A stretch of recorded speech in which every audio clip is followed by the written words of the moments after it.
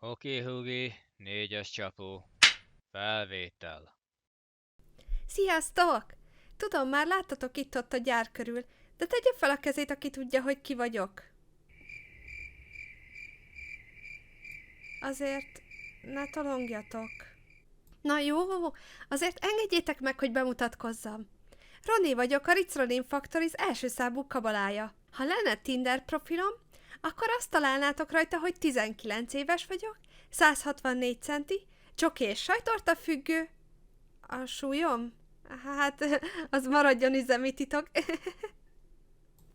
A napjaim a csavargyárban telnek, ahol minden fogaskeréknek megvan a helye, főleg ha én rakom őket össze. Ha valami nem pöfög, akkor addig babrálom, míg dorombolni nem kezd. A mottóm? Csak az a motor jó, amelyik duruzsol.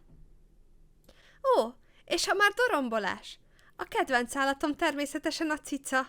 Aranyos, öntörvényű, és ha egyszer megszelítíted, hát akkor is ő irányít.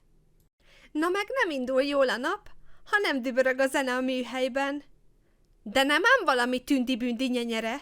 Nekem a metál adja meg a kellő löketet. Az az igazi, amikor egyszerre zúg a hangfal, meg a flex. A kávét meghagyom másnak, én teával pörgök. De hidd el, nélküle is beindulok, mint egy jól olajozott turbina. Tudom, nem szokványos, hogy egy lány ennyire élvezze a gépsort és a kétkezi melót, de szerintem az a menő, ha valaki azt csinálja, amit szeret. És ha valaki lenéz, mert piszkos a kezem? Nos, azt tanácsolom, ne nagyon álljon a csavar kulcsom útjába. Csak mondom. Szabadidőmet a tervezőasztalnál töltöm, hogy az épp legújabb kísérletem megalapozzam, aztán ezeket a gyakorlatban is igyekszem megépíteni. Tesóm persze mindig a segítségemre van a romok eltakarításában, de azért rengeteg jól sikerült próbálkozásom is van.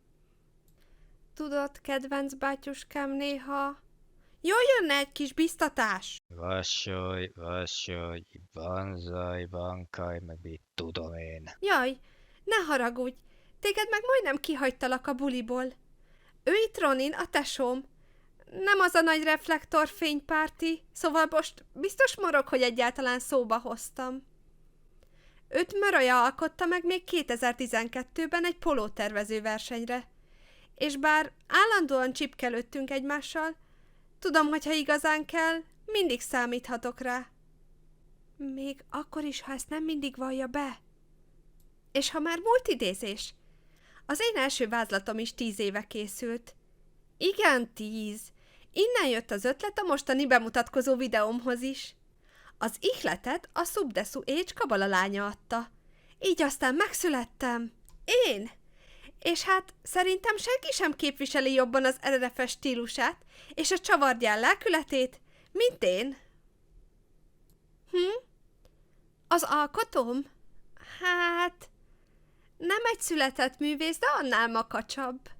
Évekig csiszolgatta, rajzolta, tervezte, álmodta, hogy egyszer igazán életre keljek. Szeretett volna engem dinamikusan megjeleníteni, velem promózni az eseményeket, és biztosítani, hogy mindenhol ott lehessek. Csak hát tudjátok, ezer minden más mellett nem olyan könnyű ezen is pörögni. Aztán jött az AI képgenerálás, és hirtelen, bum, megnyílt előttem a világ. Most már tényleg semmi sem szabhat határt a kreativitásnak.